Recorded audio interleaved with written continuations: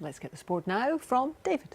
Thank you, Jackie. Good evening. Well, Scotland captain Kelly Brown has been recalled for the final autumn rugby test against Australia. One of 4 changes in the forwards after that heavy defeat by South Africa. Meanwhile, head coach Scott Johnson has given his team something to think about with what could be Scottish Sports Quote of the Year. Here's our rugby reporter Phil Goodlad. The message here at Murrayfield is a pretty simple one. Let's all get behind the national side. And the problem is that the last time out, there wasn't much to shout about. Just going for the defensive shot, but it's spun away. To be nilled by a side is always devastating, and the manner of the tries we gave away was really disappointing. Pretty much 4 opportunities we gave them, they took them, and that's why they're the second best in the world. Changes then being made. Tim Swinson for one back in the side, although not apparently as a reaction to the South Africa game.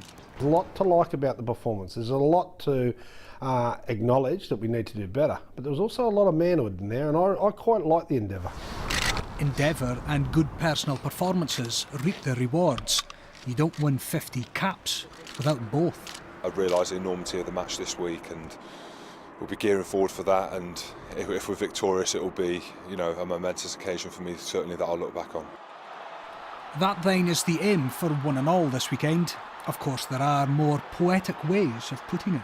I've spoken long at length about this process, and I'm going to see it through. I'm going to see it through so that we've got really good competition. And to steal a quote from someone, when the tide goes out, we're going to find out who's swimming naked.